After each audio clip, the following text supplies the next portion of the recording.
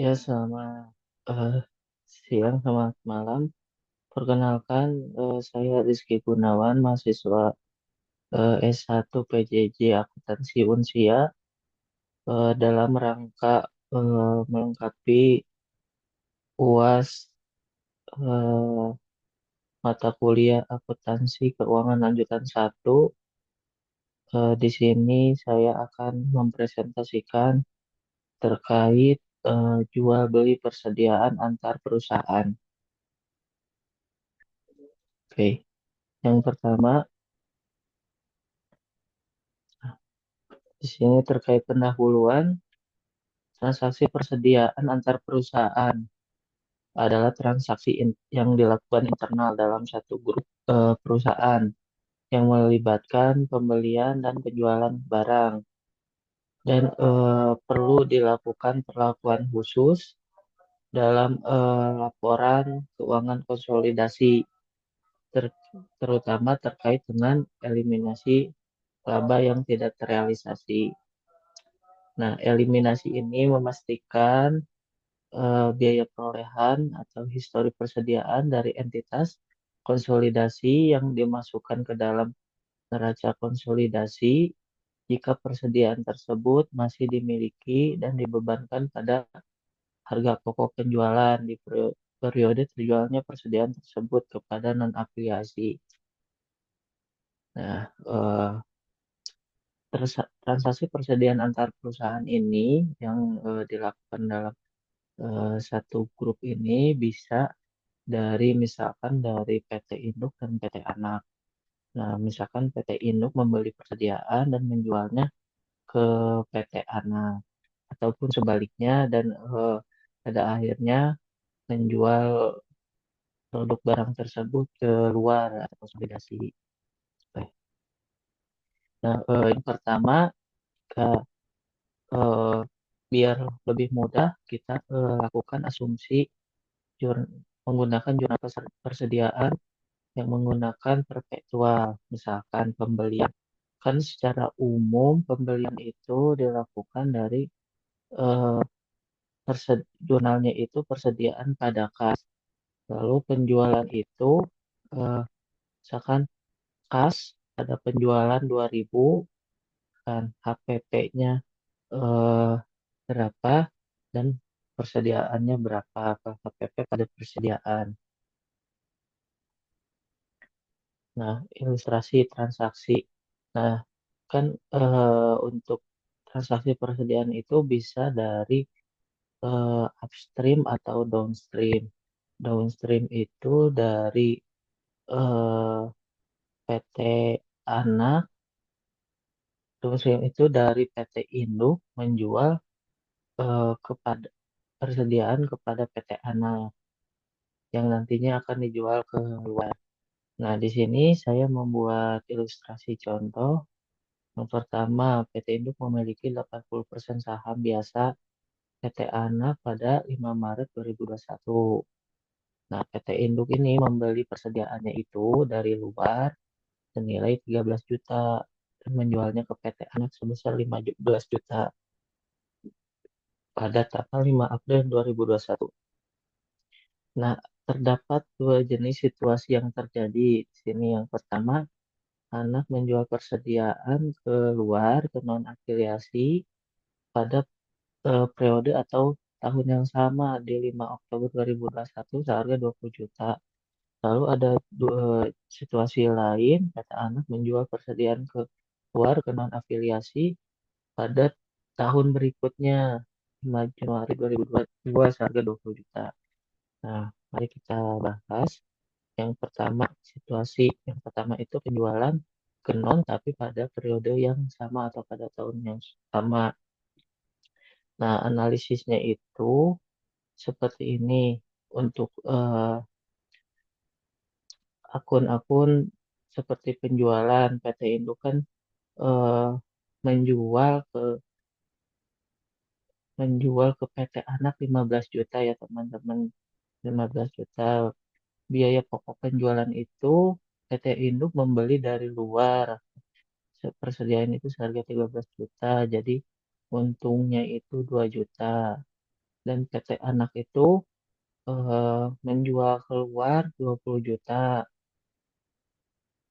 Biaya pokok penjualannya itu hasil beli dari PT Induk 15 juta dan mempunyai keuntungan 5 juta. Nah, logikanya kan untuk ditotalkan itu sebelum disesuaikan itu misalkan penjualan 35 juta karena kan satu grup dari PT Induk PT Anak 35 juta, biaya pokok penjualan 28 dan laba kotornya 7 juta.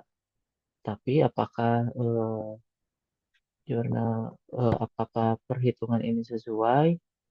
Nah, tentunya menurut jurnal konsolidasi itu tidak benar karena yang seharusnya penjualan yang diterima itu dari PT Anak keluar. Jadi atas PT Induk ini yang 15 juta tidak dihitung. Jadi ya penjualan itu 20 juta diakuinya. Nah, untuk biaya pokok penjualan juga yang dihitung kan dari eh, dasar persediaannya yang awal dibeli yaitu harga 13 juta. Nah, untuk untungnya sendiri sudah benar 7 juta. Nah, gimana sih untuk mengeliminasi konsolidasi di tanggal 31 Desember 2021? Nah, agar mengurangi dari 35 ke 20 juta, maka dilakukan eliminasi penjualan. Penjualan yang tadinya berada di debit dipindahkan menjadi untuk eliminasi dipindah jadi eh, maksudnya penjualan yang tadinya di kredit eh, dieliminasi menjadi di debit, penjualannya di kiri, di penjualan pada biaya pokok penjualan sebesar 15 juta. 15 juta ini selisih dari 35 juta yang disetor sebelumnya. Oke. Nah, situasi yang kedua, penjualan pada non afiliasi keluar tapi pada periode yang berbeda. Nah, di sini akunnya misalkan penjualan 15 juta, PT Indo kan menjual kepada PCN 15 juta, biaya pokok penjualan 13 juta, laba kotornya 2 juta. Nah, keuntungan di sini untuk PT anaknya nol. Kenapa nol? Karena PT anak ini ke eh, belum menjual keluar ke perusahaan non kon- eh, ke konsolidasi. Jadi total yang sebelum disesuaikannya juga masih sama 15, 13 juta dan keuntungannya 2 juta dan total konsolidasinya itu juga nol karena memang belum diakui, barang belum terjual keluar. Nah, yang tadi mohon maaf ya teman-teman. Jadi untuk jurnal eliminasi untuk konsolidasi di akhir 31 Desember 2021. Jadi ini ternyata masih di periode yang sama ya teman-teman. Jadi penjualannya itu untuk mengeliminasi, jadi penjualan dipindah ke debit sebesar 15 juta, HPP-nya itu di kanan untuk dikurangi biar nol ya teman-teman. Jadi 13 juta persediaannya di kanan, di kredit 2 juta. Nah, nah sekarang ini atas eh, analisis penjualan pada non tapi sudah terjadi di tahun berikutnya. Ini baru di tahun berikutnya. Jadi untuk tahun berikutnya penjualannya itu diakui oleh PT Anak itu 20 juta karena barang sudah terjual 20 juta. Nah, biaya pokok penjualannya itu kan 15 juta yang dibeli dari PT Induk, laba kotornya itu 15 juta. Nah, total sebelum disesuaikannya juga sama, namun di pada saat total konsolidasi itu berbeda di bagian biaya pokok penjualan. Karena kan seharusnya eh, tadi itu kan PT induk itu membeli persediaan 13 juta. Nah, untuk penjualan si PT induk kan tidak diakui, seharusnya biaya pokok penjualannya juga harus menggunakan yang 13 juta. Jadi untuk laba kotornya pun 7 juta menggunakan laba kotor yang sebelumnya. Nah, untuk jurnalnya sendiri di akhir tahun 31 Desember 2022, jadi saldo laba awal. Nah, ini kan kita harus eh, melihat selisih dari labanya ya. Labanya itu ternyata kurang 2 juta, jadi lebih lebih 2 juta maksudnya. Jadi saldo laba awal 2 juta di debit pada biaya pokok penjualan 2 juta.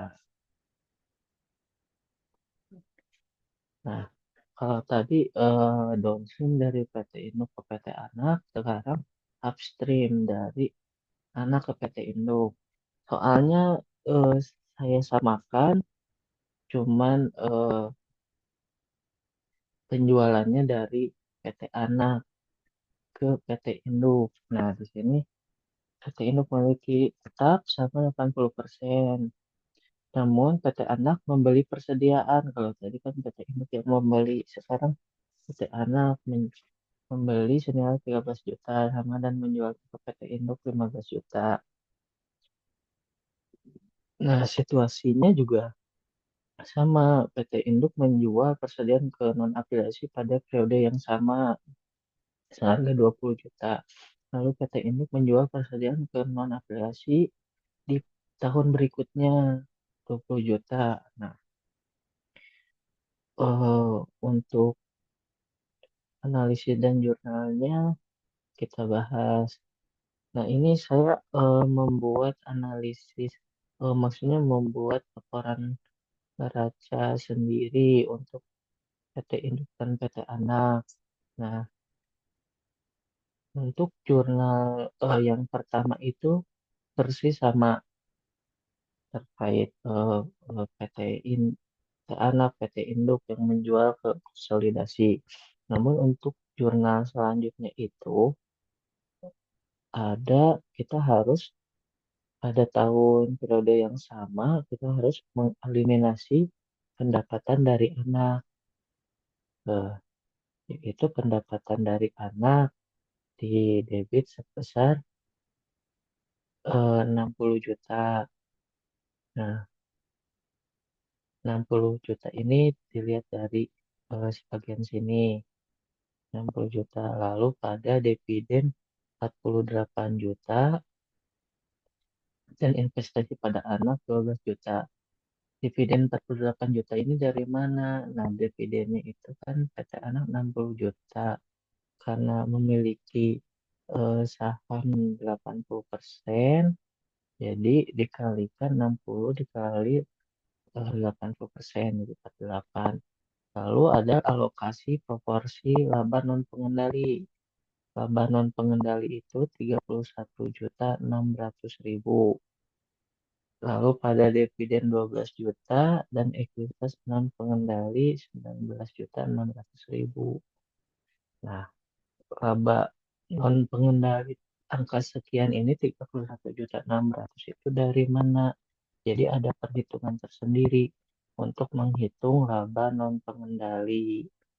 Jadi ini tuh angkanya dari yang eh, mengambil dari laba bersih PT Anak sebesar 160 juta ini eh ya 160 juta ini di, dikurangi dengan laba yang tadi labanya itu sebesar 2 juta tadi dikurangi itu lalu dikali sebesar 80%-nya nggak salah itu. Lalu dividennya juga 12 juta, 12 juta ini dari dividen 60 juta kali 20%-nya, 20%-nya karena sisa dari 80%. Lalu sisanya masuk ke ekuitas non pengendali 19.600.000. Tuh. Nah, untuk jurnal keduanya itu ada kita harus eliminasi saldo investasi awal. Jadi modal saham pada anak 300 juta, eh, kita ngambil dari sini 300 juta, saldo laba awal anak 150 juta. Nah, saldo awalnya 150 juta tinggal dimasukkan pada investasi pada anak 260 juta. Dan sisanya itu masuk ke ekuitas non pengendali. Nah, lalu eliminasi transaksi penjualan upstreamnya itu bagaimana? Nah, untuk eliminasi transaksi penjualan upstreamnya itu penjualan sebesar 15 juta. Nah, 15 juta ini dari mana? Yang tadi yang dibahas di awal tadi 15 juta. Jadi kan memang penjualan ke dari anak ke induknya itu 15 juta. Nah, ini yang harus dimasukkan dan dieliminasi. HPP-nya itu kan persediaan yang dibelinya itu 13 juta, lalu persediaan masuk ke persediaan dan sisa 2 juta. Nah, untuk tadi kalau tadi di periode yang sama, gimana kalau untuk periode yang berbeda? Nah, untuk periode yang berbeda di tahun berikutnya, eliminasi yang dilakukan untuk konsolidasi itu yaitu eh, pendapatan pada anak, misalkan 60 juta, mana sebentar, maaf. Nah, pendapatan pada anak 60 juta pada dividen dan investasi pada anak. Nah, pendapatan pada anak itu eh, dividen itu tadi ngukurnya dari dividen 60 juta ini dikali 80%-nya. Investasi pada anaknya itu 12 juta dan pendapatan pada anak jadi totalnya 60 juta. Kalau alokasi proporsi laba non pengendalinya juga seperti tadi dihitungnya laba non pengendali 32.400.000 seperti hitungannya sudah dijelaskan tadi diambil dari laba bersih dikali 20%-nya kalau nggak salah. Tapi untuk kalau tadi itu di periode yang sama itu dikurangi dari laba yang 2 juta, kalau ini ditambah laba 2 juta. Jadi yang ini laba bersih ditambah 2 juta lalu dikali 20%-nya hasilnya segini. Lalu dividennya masih sama dari hitung dari 60 juta dikali 20% dan sisanya masuk ke ekuitas non pengendali. Oke. Nah, untuk jurnal berikutnya yaitu eliminasi ada saldo investasi awal. Modal saham anak seperti tadi 300 juta, saldo laba awal 150, pada investasi pada anak 260, dan ekuitas non pengendali 190. Nah, untuk eliminasi transaksi penjualan upstreamnya di periode berikutnya gimana? Nah, berbeda dari yang sebelumnya kalau untuk eliminasi transaksi penjualan upstream di periode berikutnya itu diambil dari keuntungan atau laba yang tadi laba 2 juta itu eh, kita harus dibagi dua jadi eh, saldo awal itu 1.600.000 ini dari mana? Dari yang 80%, lalu yang 20% itu masuk ke ekuitas non pengendali 400.000. Nah, 20%. Jadi kan tadi kepemilikan 80-20 ya, dihitung 2 jutanya dari situ. Lalu pada biaya pokok penjualan sebesar 2 juta. Begitu. Mungkin terima kasih. Sekian penjelasan dari saya. Mohon maaf apabila ada kekurangan. Eh, Sekian. Assalamualaikum warahmatullahi wabarakatuh.